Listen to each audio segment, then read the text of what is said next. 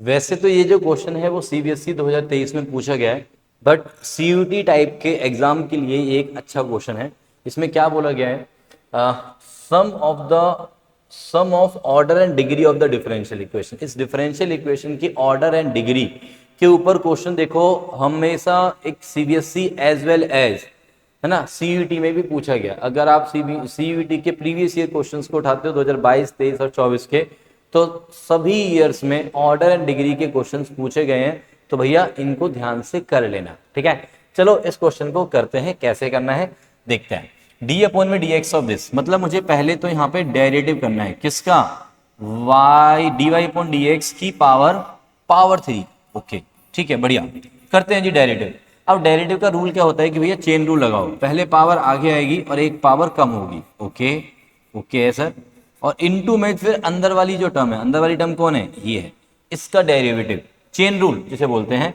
तो इसका डेरिवेटिव हो गया sir D two Y upon D X square, और is equal to right side में तो सिंपल 0। अब आप देखो कि ये जो डिफरेंशियल इक्वेशन है इसके अंदर हाईएस्ट ऑर्डर डेरिवेटिव टर्म कौन है, सर ये है। इसका ऑर्डर कितना है, सर ऑर्डर 2 है, तो ऑर्डर इज 2। और डिग्री कितनी है, सर डिग्री इसकी 1 है, इसकी पावर कितनी है, दैट इज 1। तो ऑर्डर डिग्री मिल गई, तो उन दोनों का सम कितना मिला, सर सम मिला 2 + 1 = 3, तो sum is 3, we are done. एक और प्रॉब्लम देखते हैं, चलो। यस, थोड़ा ज्योमेट्री रिलेटेड प्रॉब्लम है, डिफरेंशियल इक्वेशन की ही प्रॉब्लम है। यहाँ पे एक छोटा सा पार्ट था आपके सीबीएसई में जो कि डिलीटेड था, जिसका हमारा नाम होता है, जिस टॉपिक का नाम होता है फॉर्मेशन ऑफ डिफरेंशियल इक्वेशंस।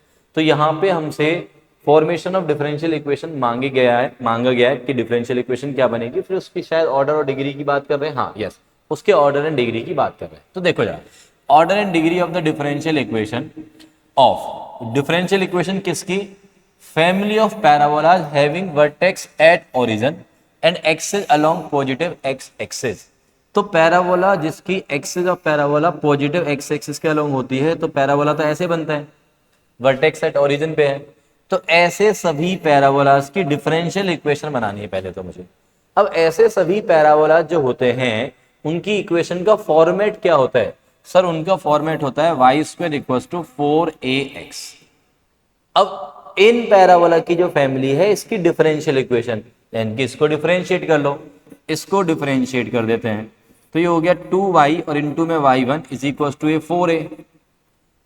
ठीक है, बट ये हमारी रिक्वायर्ड डिफरेंशियल इक्वेशन नहीं है। डिफरेंशियल इक्वेशन रिक्वायर्ड वो होती है फैमिली की जिसमें कोई भी आर्बिट्रेरी कांस्टेंट नहीं होता। मींस जो हमारी फैमिली ऑफ इक्वेशन होती है ना, उसमें एक आर्बिट्रेरी कांस्टेंट होता है। ये जो a नजर आ रहा है ना, ये क्या है, एक आर्बिट्रेरी कांस्टेंट है। डिफरेंशियल इक्वेशन हमें ऐसी बनानी होती है जिसमें कोई भी आर्बिट्रेरी कांस्टेंट ना हो, इनके उस आर्बिट्रेरी कांस्टेंट को एलिमिनेट करना है।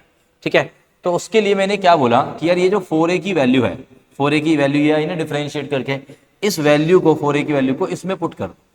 इसमें पुट करते ही हमें क्या नजर आएगा, वी गेट y² = 2y(y1) और इनटू में ये x as it is, into में ये x एज इट इज।